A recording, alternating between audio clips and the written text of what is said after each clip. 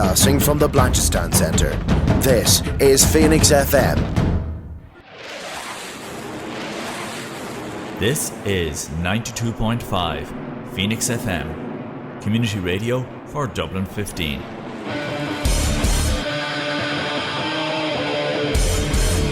Hey everybody, it's JB Jeremy Borash, and you are listening to Darragh O'Connor. Yo, what's going on? It's Leon Sweater, and you are listening to Darragh O'Connor on the Wrestling Rewind. You get me?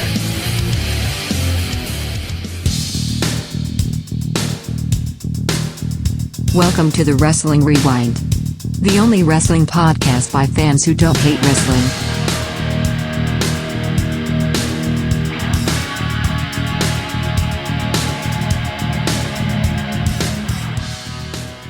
Hello folks, it is Tuesday here on Phoenix 92.5 FM.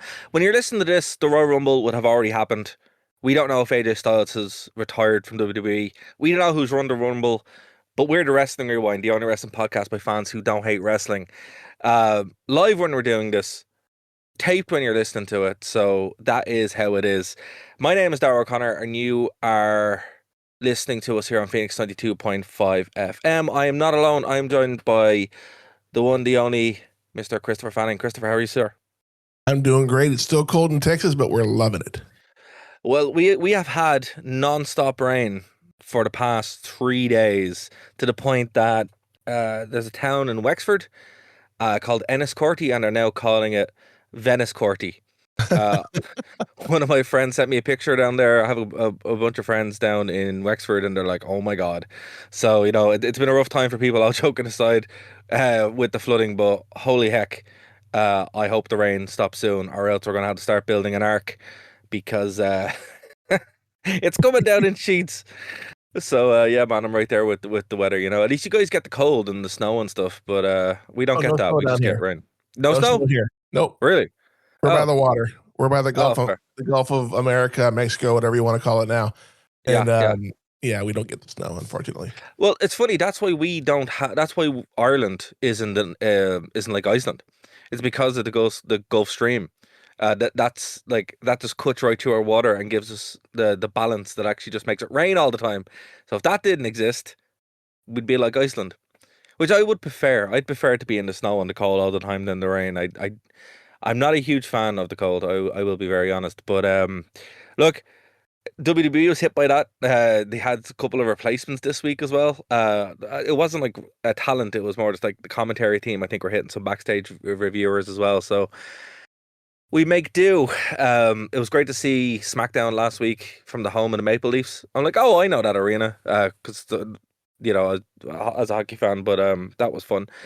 And Raw had some pretty decent moments in Toronto, but we'll get through that. Obviously, Saturday's main event is kind of like the meat and potatoes here, and then of course the Royal Rumble, which we can only preview. So I'll get this up on the website so you guys have it before the show happens. But when it does go out in Phoenix, it will have already happened. And yeah, then we're hopping in the time machine to talk about Royal Rumble 2007. So Christopher, let's go back a little bit and talk about SmackDown. So obviously this was a homecoming show for Sami Zayn. I'm not a huge fan of Sami Zayn, but as we talked, you know, we knew he was going to get the rub for Saturday night's main event. But was there anything that struck you from this show? Obviously the Wyatt Six are having their feud with MFT, so it's kind of like back and forth between those two. But it really was the Sami Zayn show. Yeah, it really was. And I know we had talked that on my podcast about Sami Zayn, you know, being in his hometown, and of course we have the Fatal 4-Way coming up for the number one contender for Drew, and it's just the Sami Zayn show. It's all it was, you know. And I don't know why, but I'm kind of conflicted with the MFTs versus the Wyatt Six. I mean, they keep trading the belts back and forth. It's like, come on, guys, pick one. I'm over the Temu bloodline. You know, they need to do something more drastic. They're just kind of there. Yeah. No, absolutely. And, I think it was even worse on Raw. Not to jump ahead, but just having Temu. Okay, so you have the Temu bloodline on one, and then you have Sheen bloodline on the other. You know, where it's like, come on, either be unique or drop this angle, because like I don't know, I can't take it seriously, because you're like, all right, this is a Roman Reigns gimmick. It's, you know what this feels like, and this might be lost, but um, it's kind of like, remember when China was walking around with Triple H's like entrance and his whole shtick when she broke away from him Yeah. in 1999. That's kind of what it feels like. It's like, oh, I'm wearing my older brother's gear, you know, and it's just like, you know, I think this, like, don't get me wrong, the matches are pretty good going back to MFT. Like, I Tamatonga is actually pretty good. I'm over Soa Sokoa, like I really am. Yeah. Like, he wasn't good as a solo star. He's kind of lost in the tag team division. I'd be happy enough for him to be, you know, cut and go to AEW, because that seemed to, like, Ciampa went during this week, which was, you know, good luck to him. But Yeah. yeah, I would be happy enough for him to not be on WWE, because I think we've seen everything we possibly can. Like, he's not even over in the same way like Jey Uso's over. Jey Uso, you know, he has the yeet thing and that's about it, but that's enough to get him over. I don't think Solo has that. Like, I've got to see him wrestle a bunch. I saw him challenge for the title in a cage match, and even with a gimmick and so in there with a dab hand like Cody, it's still that's a very rare time I would give Cody credit when he's doing this gimmick. But you know, he's able to structure a match, and it's boring. You know, Tamatonga I think has a much more of an upside, but they have to get him away from this bloodline thing, because it just looks cheap. It just makes you want to change the channel. You know. Um. So yeah, 100% agree. But here's the thing. Here's how they can change it up. Right. We are in a holding pattern now. We're just about to go to the road to WrestleMania, right? So what'll probably happen here is Royal Rumble will obviously happen, and then they'll start throwing something together now for WrestleMania, and we might see something with a bit more meat on it. And obviously the Wyatt Six will probably get the belts back, but they do have to start looking at different teams. I don't know why the Guns aren't in contention as much as you should be, but you know, they're gonna build up some kind of ladder match or some kind of gimmick match. So I'm not willing to throw it out completely, but yeah, I'm right there with you, man. The sooner WWE gets over the bloodline, the better it'll be. I mean, even Roman Reigns is over the bloodline. You know, he's like, oh, I don't even need this anymore. So And even it's just Fatu is broken away, and look how over Mhm. he is with the crowd now. Absolutely, absolutely. It's a great entrance in, and it was a great moment. And but I think the longer it happens, the more it holds them back. You know, I don't want to go as far and say that it's the B squad of NWO in WCW, but it really just feels like, oh, we've done this. This is lame. You know. Yeah. And look, it could be it's a creative issue. WWE are struggling with creative. I know they got I don't know if you watch WWE Unreal. I did. Do you watch the show? You watch I did. bits of it? Yeah, Yeah, bits I of it. did. Oh, yeah, I don't watch it that much, but I watch bits and pieces of it.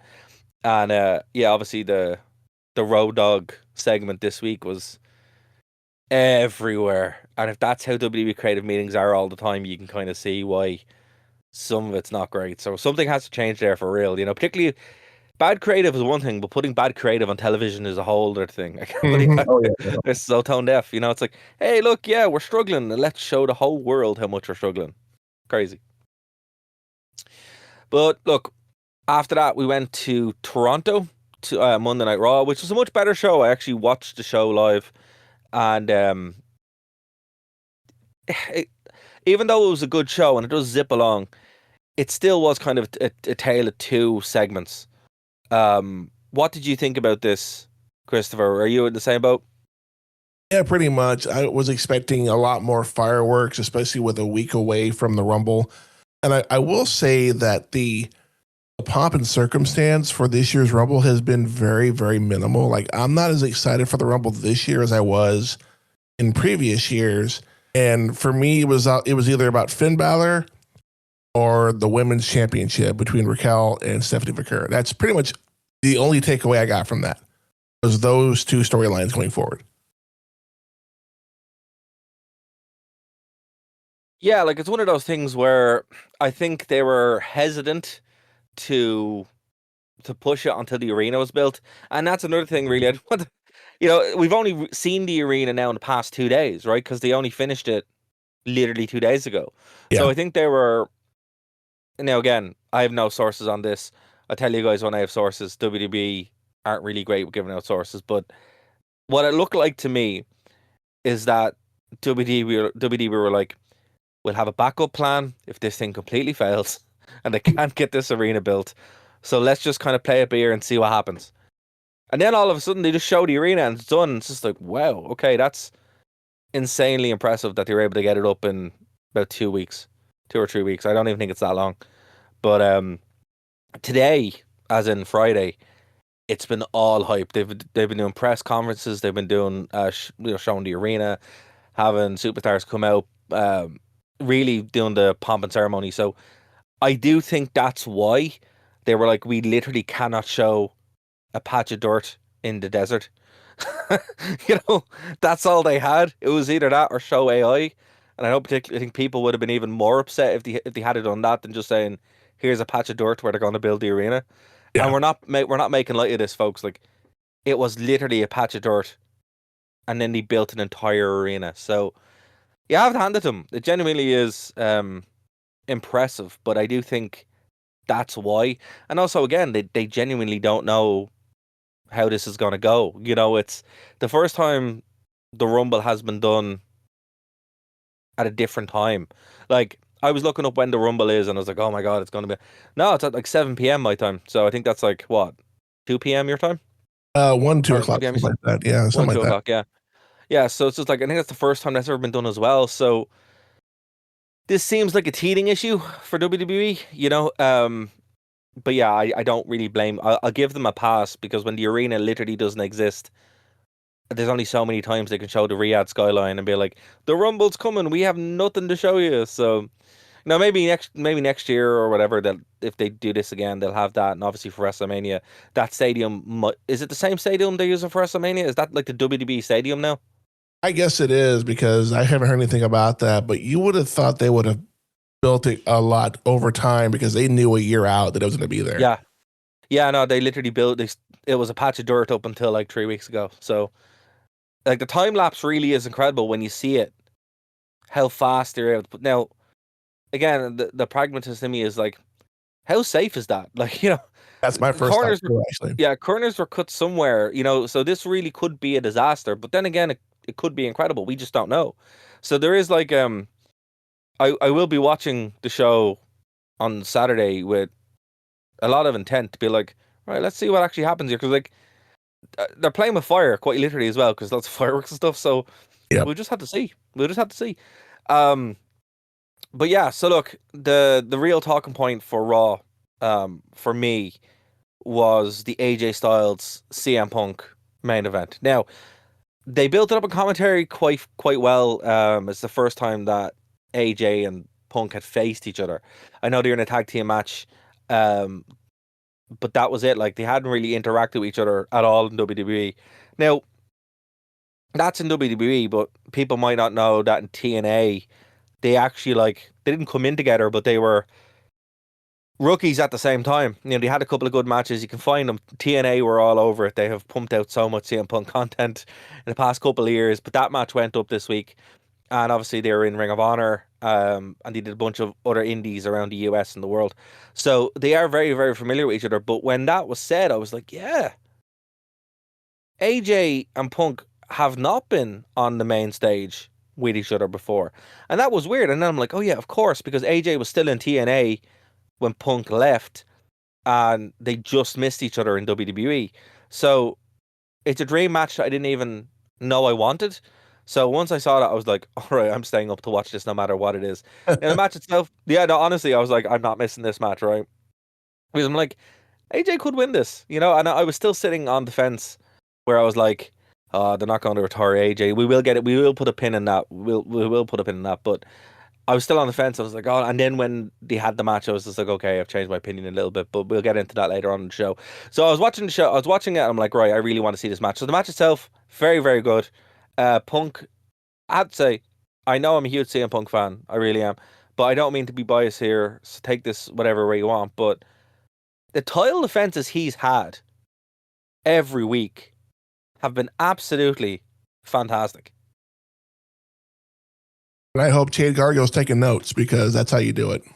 Yeah, yeah. Like showing up, defending the match, and not just like in really, really good PLE quality matches that actually make you want to watch Raw. It's weird to sit here and go Raw's the better wrestling show now, because it hasn't been for many, many years. And definitely Punk is in there to work. So, I don't want to go to bed when I watch Raw. I'm like, no, I want to sit here and watch it. So, I can't. I don't know how much that's going to be sustainable, but definitely I wasn't missing this week. But unfortunately, the match was cut short by DQ. We had Finn Balor run out earlier on the night. Finn was like, Punk went up to Finn and said, look, great job, blah, blah, blah. But, have a think about your future. Finn runs out, beats the two of them up, and then just delivers a series of coup de grace to Punk. Now, we said before we went on air that we were, saying, oh, Finn's going to be a face. I still think he might be, right? So go with me here for a second, right? Finn Balor isn't, like, we've seen him as a face, pure face, and it didn't really work. We saw him as a heel and it doesn't really work. I think we're seeing a Finn Balor anti-hero here, where he's in it for himself, but he's not being heelish. Like Punk isn't really a face either. Punk is just Punk, like if you want to see CM Punk as a face, you look back into 2007, or God forbid, you look into CM Punk when he went into AEW. I used to call him Walmart Greeter Phil, because he was like, I'm so, honestly, like, I'm so happy to be here. Everything's so great, so wonderful. But that's not CM Punk. CM Punk is surly, and he's just a great wrestler. But if you cross him, that's it, right? And that's who he is, right? I like, obviously being involved with the comic nerd industry here in Dublin, CM Punk, right? Yeah, you know people who know CM Punk, and you know how he is. And he is the nicest guy in the world until he's not. Until you cross him, and then that's it, right? And I have that on good authority, which is great, because that's the way he is on TV as well, and that's the way he is as a world champion, and that you can get behind that. So I like the shades of grey with CM Punk. I think Finn can do the same thing, because here's the thing, like, yeah, he's annoyed. He lost in his hometown. I'd be upset too, right? It's like, I did everything I possibly could. So, it's a bit bad sportsmanship, I'll give you that, that's fair, but I still think it fits inside the Finn Balor character. And then we had a lot of stuff from the WWE NXT side of things, where they're showing Finn Balor in NXT, they're showing the return of the Demon. They are doing an awful lot of things to get this over. Look, I'm not going to fantasy book this, but just the way the tea leaves are looking here, with Finn Balor doing what he's doing, it's very possible that you'll have a rematch with Punk where the Demon comes out, where he's like, I'm so annoyed that I can't beat you. Here we go. Right? And in that way, you don't have face versus face. Punk can wrestle as a heel, Balor can wrestle as a heel, but both, it's this in between. And I think that's the sweet spot for the two of them, because look, I don't want to see a face Finn ever again. That's atrocious. I don't really want to see a face Punk ever again, who's purely like that, because that is atrocious. Go back and watch his AEW run at the beginning. You will hate it. I guarantee you, folks. Yeah. So I don't think he's being a heel, man. I think he's just being this road to the Demon. Yeah, I agree. And, I saw a little bit of that AEW CM Punk babyface run, and I was like, this is not CM Punk. Yeah. This is not what I remember. Yeah. Like, maybe he's been gone so long he forgot how to act, and it progressed and it progressed. And of course, all the drama that happened backstage with different people, I was like, okay, there's the real Punk there, There's the real Punk there, yeah. Like, a former co-host of the show, and even one of the lads I'm in the band with, one of the lads I'm in the band with loved CM Punk, when he came into AEW, because he only started watching wrestling from that point, right? And I was like, oh, you don't know who CM Punk is. And also, former co-host of the show was the same. He was like, oh, Punk. I'm like, that's not the real CM Punk. And then, as you said, when he started being Punk, when he started all the stuff backstage and the brawl out and stuff, I'm like, no, that's CM Punk. That's what you want, right? That's who he actually is, and that's how you get the best out of him. Now, look, this is not going to be a bash AEW podcast, but actually didn't understand what they had, and he didn't Yeah. understand how to use them. WWE actually do, and it is funny because he has a, I think they call it morality clause in his contract where he has to be good, you know. But at the same time, it's like you could still use that frustration in your angles because that's what Punk's always done, right? Um, but at the same time, it's like it's a mature version of it where he is frustrated with like Seth Rollins and stuff when it comes out, but it's for the story. It's so they can all make money and so they can do business. So I do love this. Like Punk came out on his first night. I'm not here to make friends. I'm here to make money. Yep. That's not a baby face. No, it's not. Not even a little bit. It's not. No, and he never walked it back. He was never like, oh, I was only messing. You know, he says, yeah, I'm happy to be here because he is. You can totally see it. But at the same time, he's like, I'm the world champion and I'm here to make money. And then Finn's also like, I want to win that belt. It's just cool. It's just cool factor that WWE have. Now, whether they realize it or not, that's the real question. But at the same time, it doesn't matter because Punk's going to do what he wants. Finn Balor's talented enough to do what he wants as well. They're both on Triple H's good side, and they are being given enough room to cook here. So, you know, again, I can see this going maybe not all the way to WrestleMania, but definitely, it actually could go to WrestleMania, but definitely you will see the Demon probably by SummerSlam at the very latest because that's in the cards for sure. Speaking of something else in the cards, though, right? And we are going to change gear here a little bit. AJ Styles and Shinsuke Nakamura. So I'm going to ask you outright, Christopher. Have you seen much of New Japan or the Bullet Club? A little, not enough to say that I'm an expert, but enough to know what people. I could hold a conversation with it if I needed to. Okay, have you seen the Shinsuke Nakamura AJ Styles match from Wrestle Kingdom 10? I did not. Okay, so I've heard for good anyone things. oh yeah, well, if you saw the match at Saturday Night's Main Event, you've kind of seen the match from Wrestle Kingdom 10 because Okay.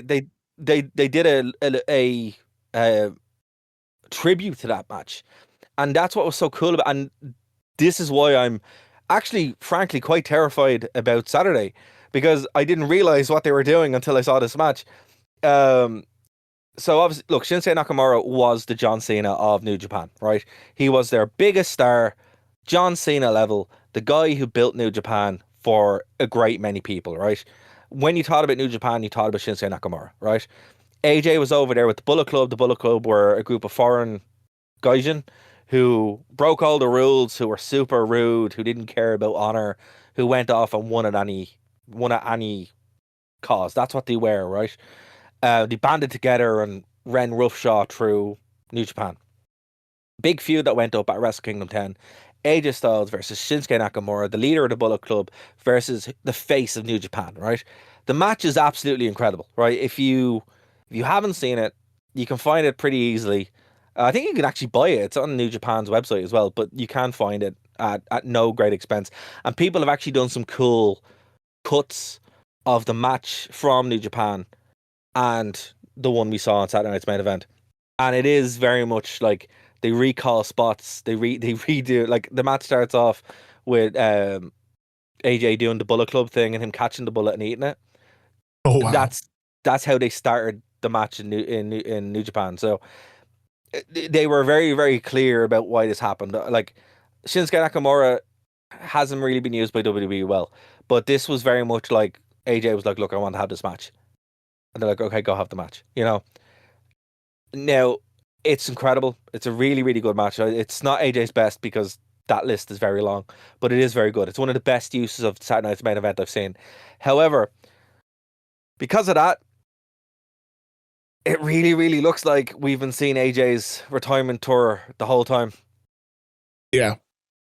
And it didn't click with me until I saw this week. I'm like, wait, he had his match with Punk that he never had. He's literally redone one of his biggest matches that he never got to do in WWE. Oh, we are really looking at a potential retirement here. And he also said his WWE career is on the line. So I don't know about you, Chris. I'm not going to poison the well here. I'm not going to bias you. Based on what I've said and what you've seen, what do you think is going to happen with this AJ Styles thing? Well, I want to add a couple of little nuggets of information that I've seen in the past couple of days. Is that Styles has actually refiled his claim for his patent for his name, the logo and his name. Okay, whatever. But his contract with WWE expires in February. It's done. He's done. And he's not re-signing, obviously. Mhm. I'm hoping that, like Cena did, that AJ is going to go out on his own terms at the Rumble against Gunther. I think his run is over. There's been speculation of him going back to TNA for one final run in TNA. I can see that. Which is why he renewed the patents that he had. He could keep it when he goes back over, which would make sense. Everything lines up perfectly. But again, I don't believe everything I see on the internet. Not everything. Some things. Here's a few things, right? He has shown up in TNA twice recently, which is a very weird thing to do if you're not going to go back. He set up an angle with their current world champion, Satana. Literally like when he was there last. So I can see him going, I can see like losing this match. And again, it based on the run that he had, he's completed everything he wanted to do in WWE. Wrapped it all up nicely, puts Gunther over as a career ender, right? 2 legitimate stars and Goldberg. And everybody benefits from this. AJ can go over, have one final run in TNA, probably win the world title, and be like, right, I've done everything I wanted to do, or make Santana like the biggest star because he beat AJ Styles. That makes the most sense. Now, what doesn't make sense, and again, folks, look, not to talk down to anybody, but if you believe he's going to AEW, you need your head examined. That's not happening. There's no way that's happening, right? It's just not. And the reason why is like AJ does that, he poisons his relationship with WWE. He's not going to do that. It means he won't be able to go back to TNA. Doesn't want to do that either. I'm sure that Tony would probably love that, but at the same time, his body's breaking down. The reason why he's retiring is because he can't do a lot of the stuff that he was able to do. He can't do the spiral tap, which I don't know, Christopher, have you seen the spiral tap? I have not. It's a spinning 450 splash from the top rope. It's incredible. As I said, his TNA run is where you see the phenomenal AJ Styles. His WWE run is incredible, but the phenomenal AJ Styles was in TNA. So yeah, I've watched a couple of interviews with him, and he's like, look, I can't do a lot of stuff I wanted to do. I'm getting older, blah, blah, blah. He wants to go out on his own terms. And to me, it really seems like the guy who built TNA wants to finish in TNA. So I would not be shocked if WWE were like, look, your contract's finished up. You can have these patents, but still work in, and it does. That's the only thing that makes sense. I can't see him going, yeah, I'm going to flush all this down the toilet to go to AEW for a payday, which he's already getting a lot of big paydays from WWE and from TNA. So it's just silly. No one's put together a good argument as to why AJ Styles would go to AEW. I just can't see it. Look, if this had been 10 years ago, yeah, more than likely, right? But it's not 10 years ago. It's now. And even then, you've got some old or some previous AEW talent that's in WWE. They're probably going, no, don't do it. You got Jay Cargill. You've got, you had Andrade there for a minute. And of course, you got CM Punk, who are probably like, don't do it. It's not worth it. But that's actually a really good point I didn't even think of. He is really good friends with Punk, and Punk's like, no, why do you think I left? Yep. That's actually that's a fantastic point. I didn't even consider that. Yeah, you're right. The guy who he's literally friends with is like, no, don't do it, So it just doesn't make sense. But what does make sense is Gunther beats him. I hope it's not with a tap out. I hope he actually does just get the pinfall on him, because that tap out thing is. They're gonna make him tap. They're gonna make him tap. It's not how I want to see it. Yeah. I mean, I don't want to see that either, but long-term storytelling, he made Cena tap out. He made the GOAT, the Never Seen 17 tap out, and then you're going to get the phenomenal one to tap out. That will solidify the career ender legacy he's trying to build. He's got his third Infinity Stone. He's put on his gauntlet. He's ready to go for 3 more. Yeah. No, that look, that's a wise call. I just don't want to see it. My Oh, I heart's know. not ready for it. My heart's not ready for it. Um, but at the same time, if it does open up to AJ showing up on TNA would just be it'd be unbelievable. Like again, he's been there twice already, and it's very weird for a WWE guy to show up twice on TNA for no reason. Yeah. It just doesn't make that much sense. It seems like the RTs that now look. I know people are like, but what about the NXT guys to go over? That's very different. NXT and TNA, they have that loose barrier where they go back and forward all the time. But I do hear you. Okay. Speaking of which, let's do it. Raw Rumble 2026 from Riyadh. Again, I'm actually delighted that this is on at like 7 p.m. because it'll be over at 11 and then it'll be grand.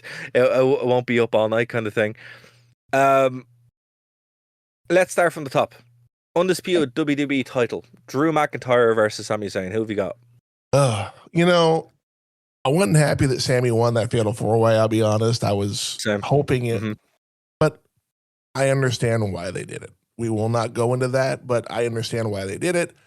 For sure. But Drew just got that title. Mhm. And the past couple, the couple times he's had it before, something has happened where he didn't have it for very long.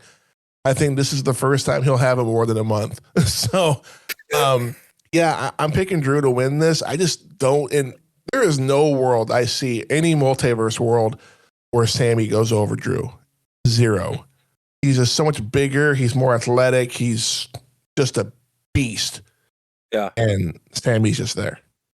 Yeah, no, that's true. I just this would be a Sami Zayn match, and if you like a Sami Zayn match, that's great. You'll get that. Yeah. But that's all you'll get. You won't get anything that's for me. This I just want that to be quick because then we can get on to what we're all there for. Yeah. I agree. Drew McIntyre is going over. He's carrying that belt probably into Mania. Who takes it off him then? We don't know. We'll have to see. But I don't think they didn't just give it to him so he can give it to Sami Zayn. I don't think Zayn will probably ever hold that belt. I think that's come and gone. Yeah, it's a safe pick with Drew McIntyre. Yep. So, obviously, we talked about it, AJ and Gunther. I think we're both going with Gunther on that. Oh, yeah. And then, obviously, if AJ loses, his career is over in WWE. Then we have the Women's Rumble. This is a tough one for me because there are a couple of women who could pop out. People are saying Liv Morgan. That's probably a safe pick. But also Bianca Belair could return. That's where my thought was too. Yeah, it's like I'd like to see her Rhea win, but she doesn't really need it. No. Liv could do with the push, and obviously Bianca needs that bit of a rub after returning. So I think it could be either one of those two.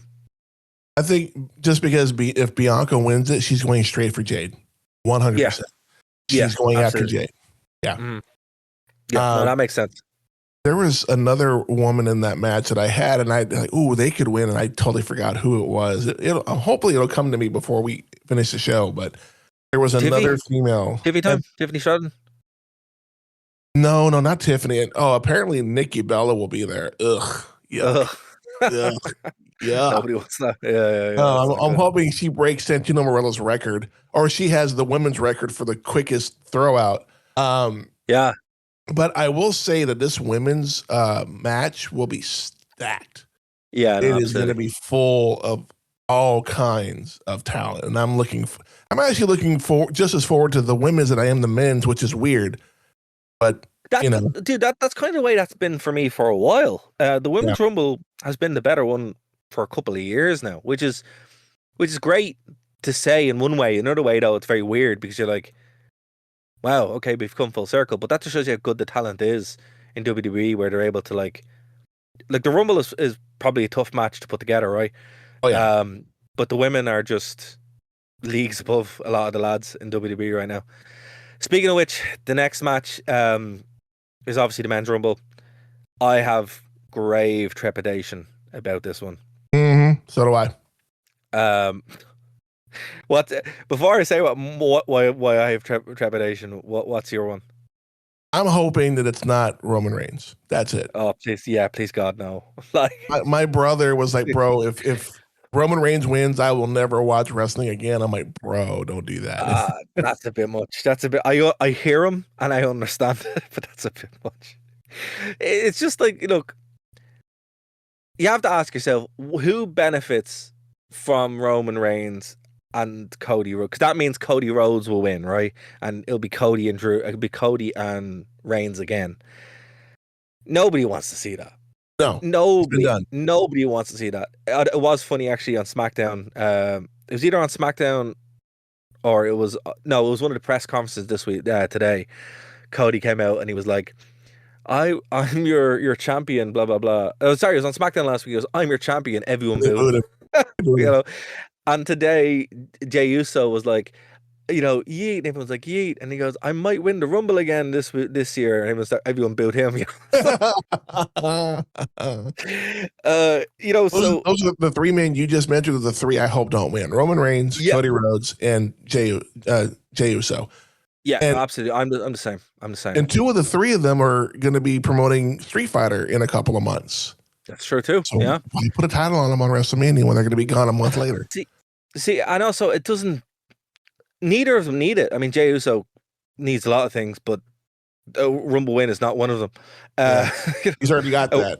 Yeah, he got that and nearly killed himself in the process with that suicide dive. So no, the further he stays away from his brother, the closer he stays to his brother, the better. Oh, yeah. But look, with Roman winning, if Roman wins it, everybody's going to boo it. It's going to be, what's it, 2015 all over again? Yep. Where they wheel out The Rock and everybody boos The Rock as well. I remember watching that and I was just like, I do too. That was crazy. That was the first time The Rock, like the modern Rock, got booed by the WWE audience, So that's one of the silliest things they could do is that you have to ask yourself, are WWE just going to not care? But I think if they're smart, and again, look, I don't know, it could be a case of my heart picking this. Braun Breaker's your better pick, to build something around. And even Gunther. Imagine Gunther retiring AJ and winning the Rumble. That's a monster. That's a monster. Yeah, I could see both of those, but the pick that I have that I will be posting later today, probably after SmackDown goes off the air, is a man that people have forgotten about because we haven't seen him on TV in a minute. Who? It's LA Knight. Yeah. No. Yes. I want LA Knight to be a huge star. He should be. WWE just don't like him, and I don't understand why. I mean, if he wins the Rumble, him and Punk have a history. Yeah, as short as it is, they have a history, and I think that would be a great match between those two men. And I think that would be when Punk gets the actual main event. I'm sorry, last year was not the main event. That was the night one of the thing. Mm-hmm. CM Punk gets the main event he deserves, and he drops the title to LA Knight. So I'm going to get you to lock it in. Oh, it's locked in. Oh, yeah. LA Knight. Okay. All right. I'm going to go with Roman Reigns. Ugh. As disgusting as that is. But I hope it's Gunther or I hope it's Gunther or literally anyone else, to be fair. But Braun Breaker would be your better choice. But it's probably going to be Roman Reigns. If Finn Balor didn't talk to Adam Pearce on Raw and was told that the Rumble was full, Finn Balor would have been my front runner too. Well, see, here's the other side of it, right? That hasn't stopped people in the past. That is true. He could just attack someone and enter the Rumble. Becky did it the year she won it. Yeah, Becky did it. Look, there's precedent for this. Brock Lesnar has done it. Yes, he has. So that is another possibility, and I didn't factor that out. Like, Finn could just be the gun going in anyway and just attack anyone else. Like, pick someone. He just attacks them, and that's it. Runs out, enters it. So that's a dark horse ending that could happen, and that would set the whole place on fire because that's a great story. WWE, if by some miracle you have some creativity, please do that. That's a phenomenal idea. But It's like we used to say when John Cena would show out, you don't bet against John Cena. So No. Roman Reigns is there, you don't bet against Roman Reigns. Unfortunately. But he had a who knows? 4-year run. I'm so done with him being the champion. He had his time. Let somebody else have it. You know what I mean?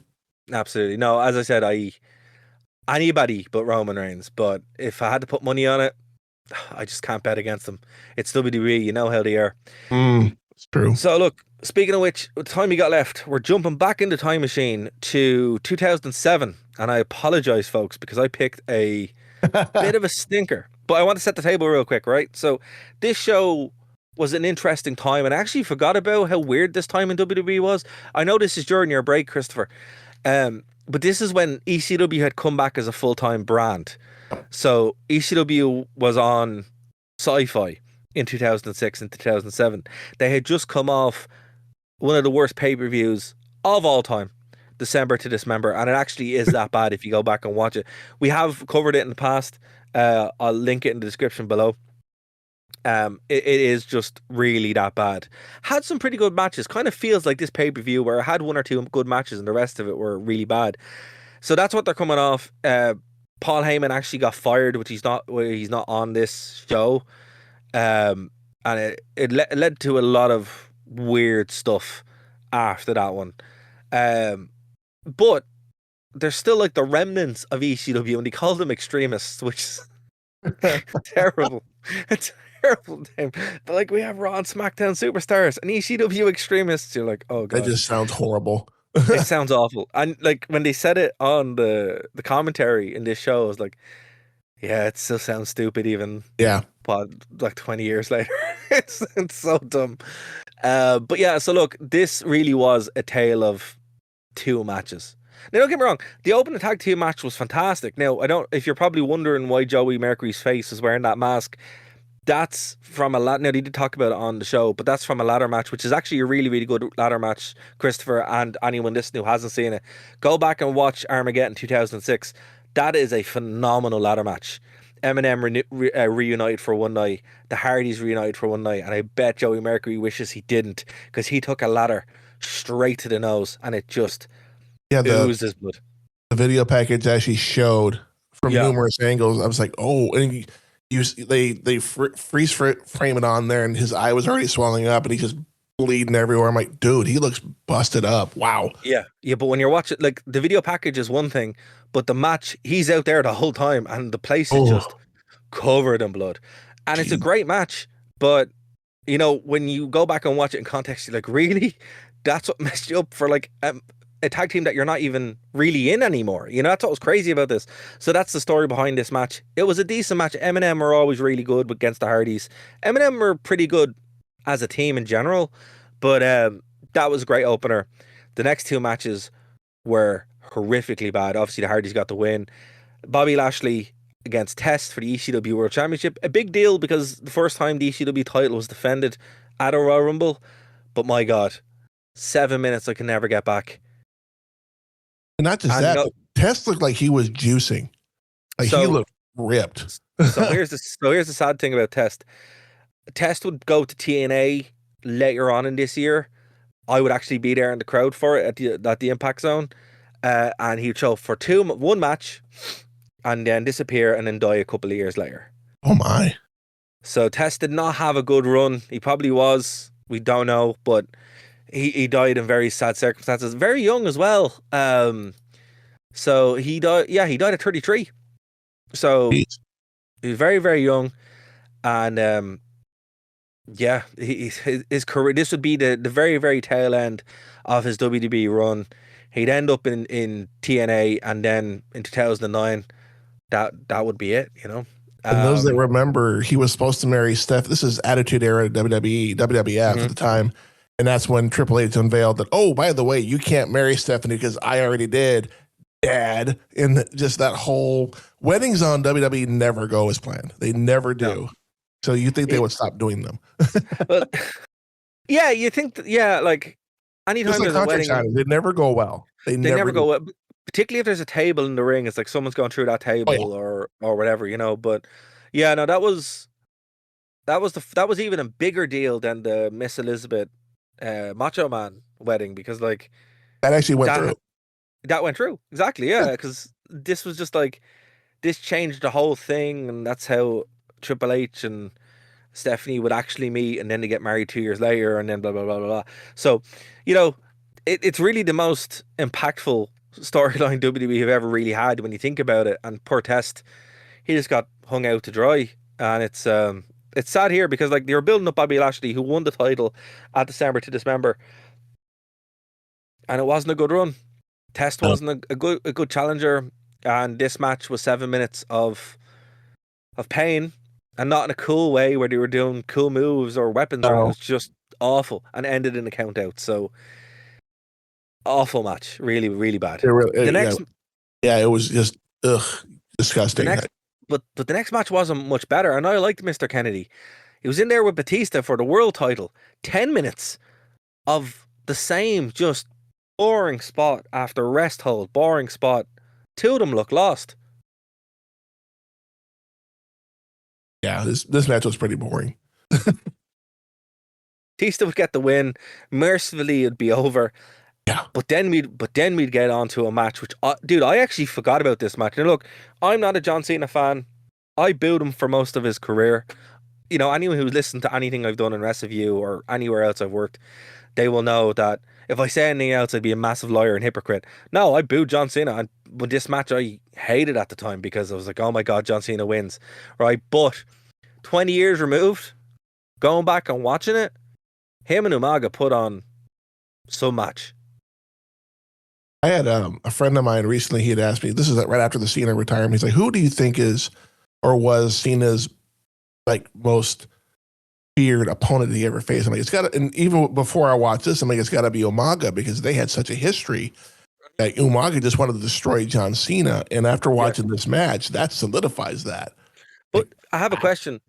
Did you remember that he had to choke him? He had to do an STFU twice with the ropes. I remember it being once, but it actually was twice. Did you remember that? I'd never, this is the first time I'd watched this pay-per-view because this is when I was taking that break. So I'm watching this going, okay, he got him once and then he stopped and he went back for seconds. Okay. And this is probably the time they should have done a Cena heel turn.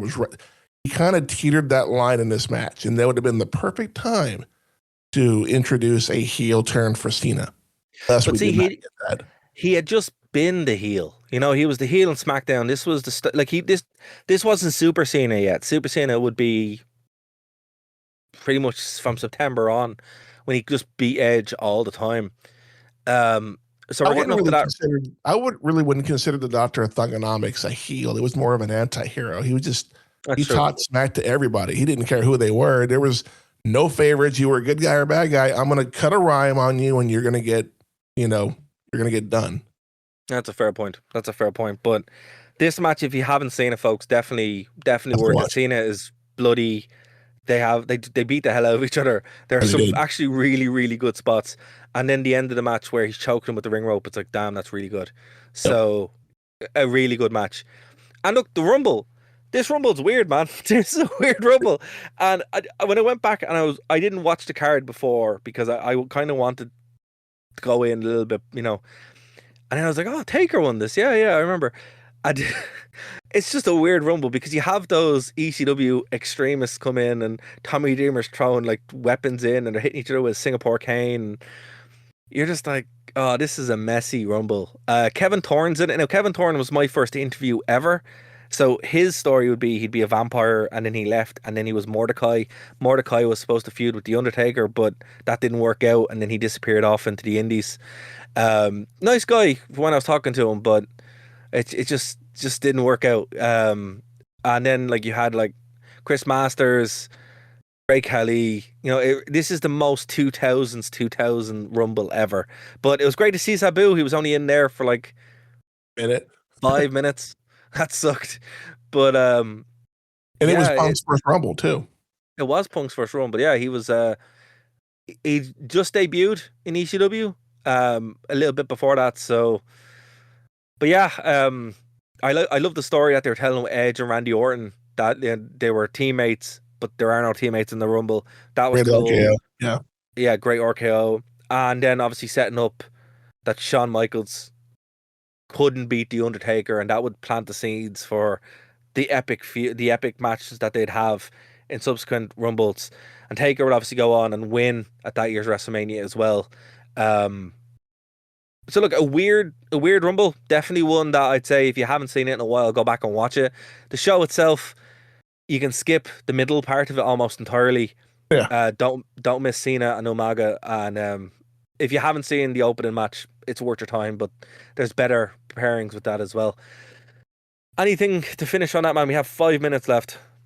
On this Rumble, not really. Just again, Taker and Shawn Michaels, pretty much the last remnants, besides Triple H at the time of the Attitude Era that we kind of saw go head to head one again. But of course, we saw them in 2 WrestleManias down the road. But this definitely planted the seeds for that down the road as well.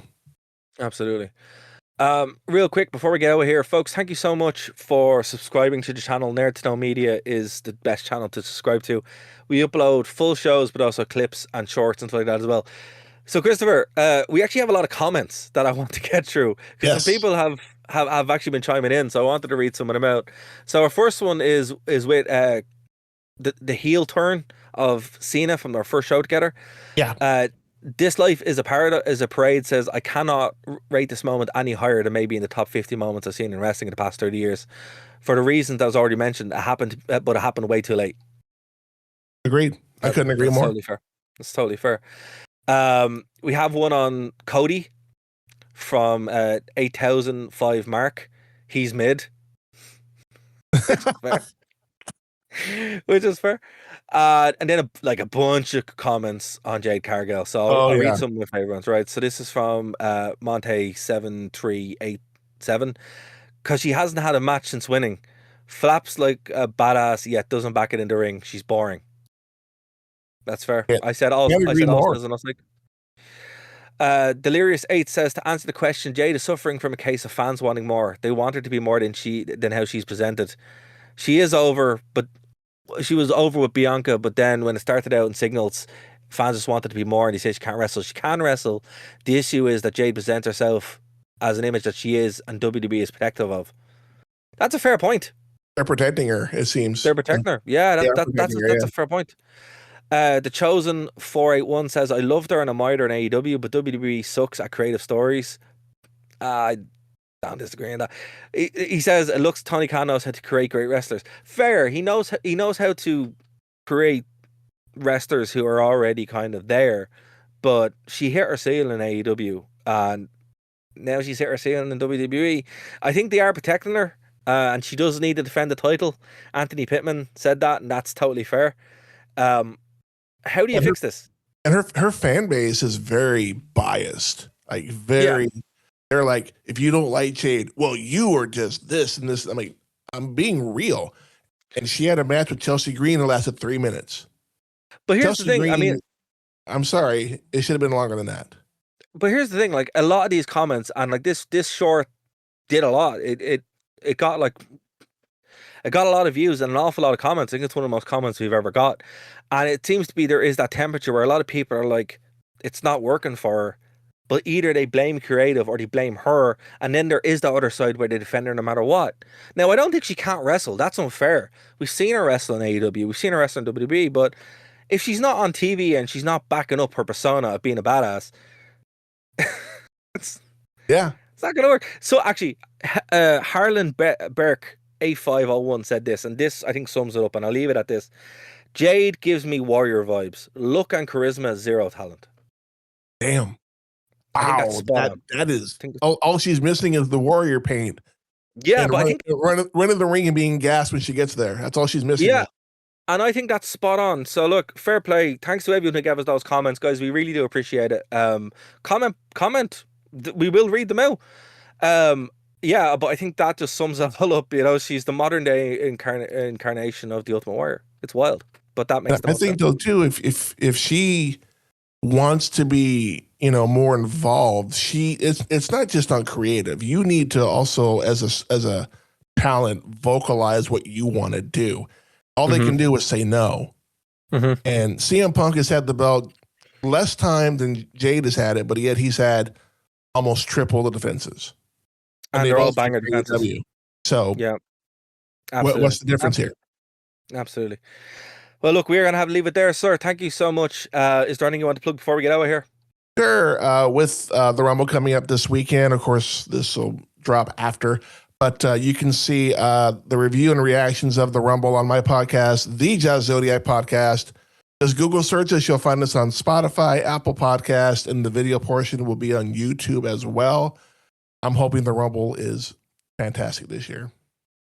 Absolutely, man. And we will leave those links under this show as well. If this is your first time, do check us out. Please like, share, subscribe. We're on Spotify. Best way to reach us is nerdtoknowmedia.com, thewrestlingrewind.com. We will be back here on Phoenix 92.5 FM next week. For the whole team, see you next week.